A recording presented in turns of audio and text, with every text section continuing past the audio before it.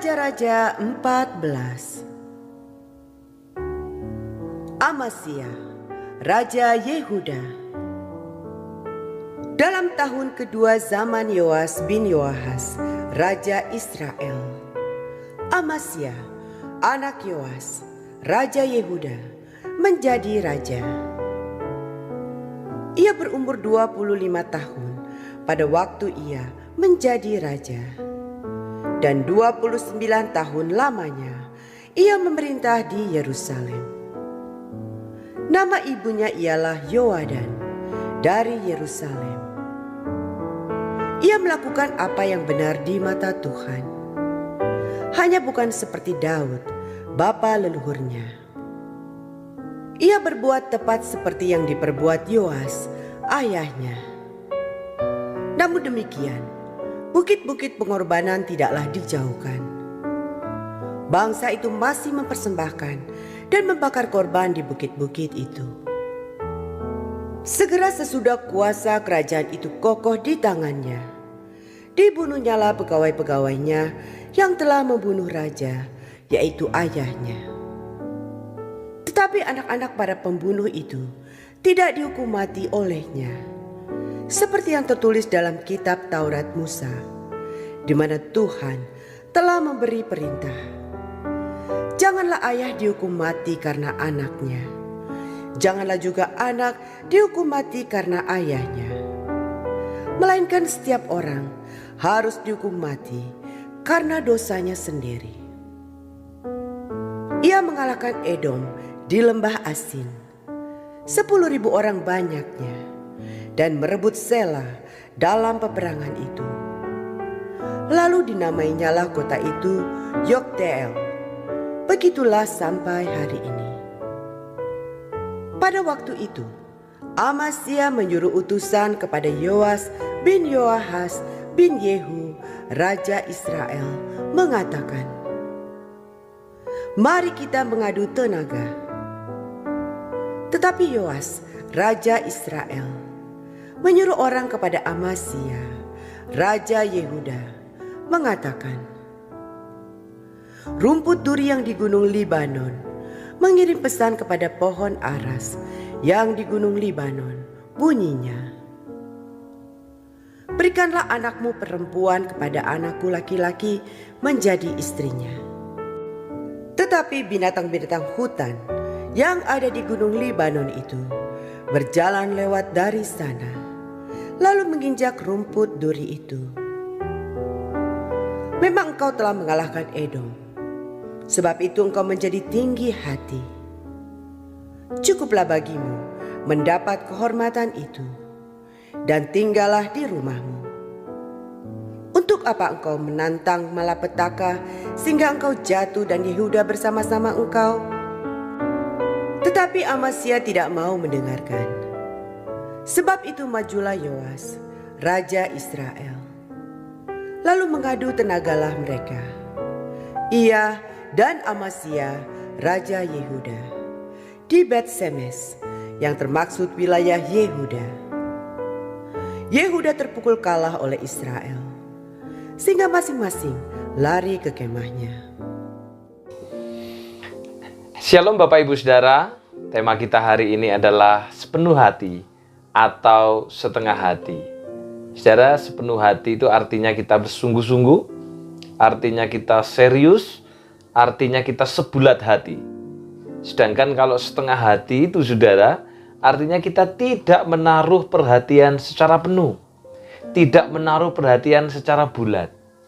Nah saudaraku, di tengah daftar panjang Raja-Raja Yehuda yang dicatat sebagai raja yang melakukan apa yang jahat di mata Tuhan, Amasya muncul sebagai salah satu raja yang hidup dan memerintah Yehuda dengan benar. Amasya membawa umat kembali menyembah dan beribadah kepada Tuhan, Allah mereka, serta membawa uang persembahan kembali ke rumah Tuhan dan memperbaiki bagian rumah Tuhan yang rusak yang selama ini dibiarkan begitu saja. Tetapi saudara, apa yang Amasya lakukan ternyata tidak sepenuhnya tuntas. Apa yang Amasya lakukan ternyata tidak sepenuh hati. tetapi setengah hati. Dikatakan ia melakukan apa yang benar di mata Tuhan, hanya bukan seperti Daud, bapa leluhurnya. Karena ia tidak menghancurkan dan menjauhkan bukit-bukit pengorbanan yang telah membuat bangsa Yehuda melakukan penyembahan berhala di bukit-bukit pengorbanan. Amasya ternyata mengikuti Tuhan bukan dengan sepenuh hati, namun setengah hati.